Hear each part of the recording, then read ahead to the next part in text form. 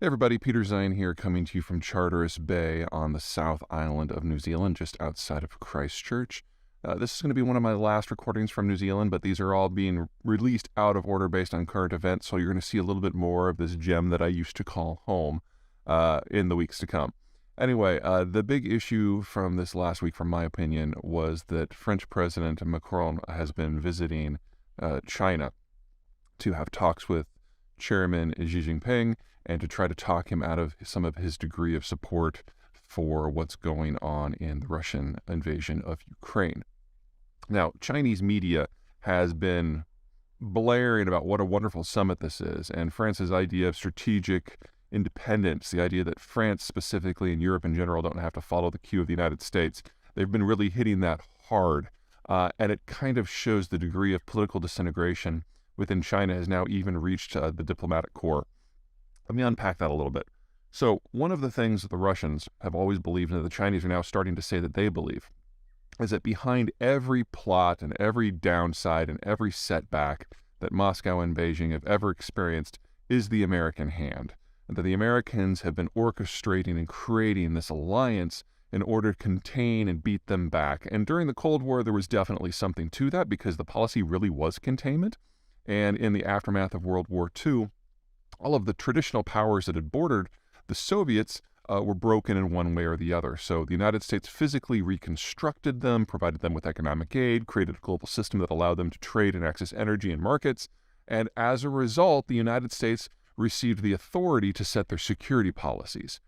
And while that certainly did contain and ultimately beat back the Soviet Union, it also gave the Soviets a lot of space. Because if you look at the time before 1945, the Soviets were dealing with a couple of dozen major countries, all of which had their own interests, and all of them which viewed Russia as a mortal threat. So whether it was Finland or Sweden or Norway or Denmark or Poland or Germany or France or Turkey or Japan, each of these independent countries had their own anti-Russia strategy. And one of the reasons why the Russians are so hosed now is a lot of these countries are coming back into their own because we are entering a post-American world. Yes, the United States is to a degree riding herd on what's left of the alliance structure. But because the United States' military structure has shifted, now because it's now super carrier focused as opposed to having hundreds of ships that can be everywhere at once, the United States just physically can't be there at any given time. And in the aftermath of the war on terror and the Iraq conflict, the United States isn't going to be deploying land troops on a global basis for a very long time, if ever again. That leaves it to these independent countries to look after their own policy sets. And they have, historically speaking, been far more incisive, using far more invective and far more subtle and far more disruptive and far more subversive than anything the United States has ever done. Yes, the United States has been, and will remain the single most powerful player, but it's not the only one. And because of the nature of American foreign policy making, where you've got the President and the Secretary of State and the National Security Advisor, and that's about it, that's the decision makers, the U.S. really has a hard time focusing on more than 2 or 3 things at a time. Whereas if you're in, say, France, you can focus on issues closer to the horizon with more intensiveness. And so the Chinese inability to make this distinction means that they're preparing for a world where the United States is riding herd in an alliance that doesn't exist. And that means everything else is going to be able to come through the cracks, because anyone who has studied French policy knows that the French are wildly creative at causing problems for countries they don't like for whatever reason. So are the French and the Americans going to operate side by side with no light between them? No. We're partners. We're friends. To a degree, we're even family. But we don't always see the things through the same light, and yes, Washington does find that annoying from time to time as the French, from our point of view, go off. But the French are doing things for the French, and they're definitely not doing it for the Chinese or the Russians.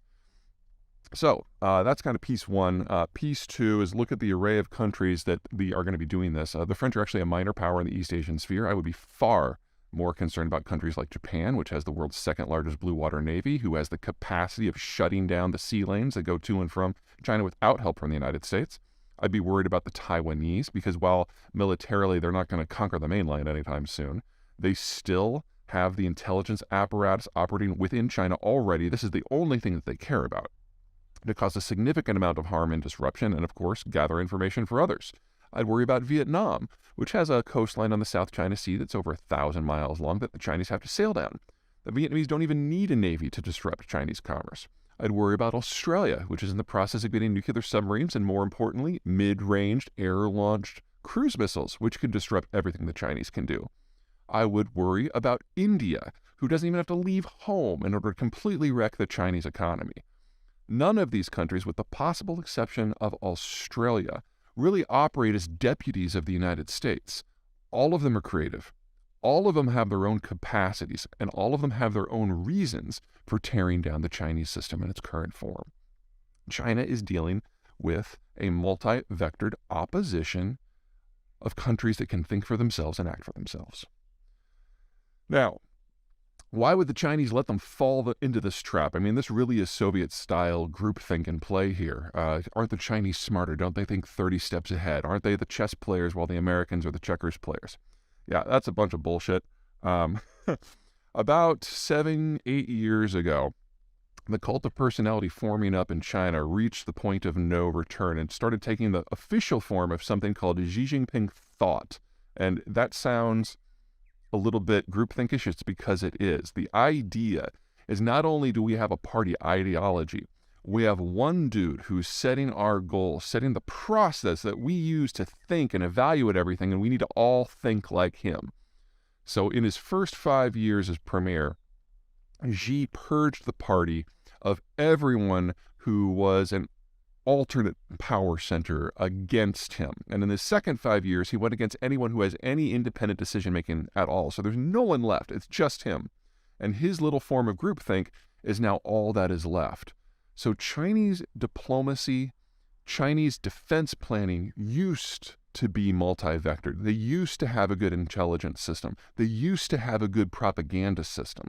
But over the course of the last few years, that has dissolved completely.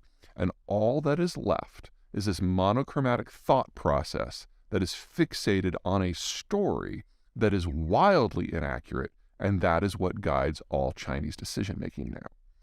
For those of you who've been following me for a while, you know I think that the demographic situation in China is far past terminal. It's a country killer. You know that I think the financial system is far past terminal, and that's a country killer. And now we have a race with political incompetence as to what is actually going to kill the country first. Now, in the long view of history, it doesn't really matter if you're killed by the car wreck, falling off of a cliff, or heart disease. But for playing out the history in the here and now for the next several years, it really will matter. And if it's policy incompetence that really leads China to its end, the impact on the Chinese population will be particularly horrific, because this is a country that is dependent upon international connections, not just for its economic wherewithal, but for its energy and its food supplies. And the last time we had that sort of break, it was another period where an individual in the Chinese system impressed his version of ideology into everyone's thinking. And that was Mao Zedong thought. And that led to the Cultural Revolution, the Great Leap Forward, and the death of tens of millions of his own countrymen from famine and political purges. We are entering a situation where that's one of the better scenarios for China for the next decade or two. All right. Y'all take care. See you next time.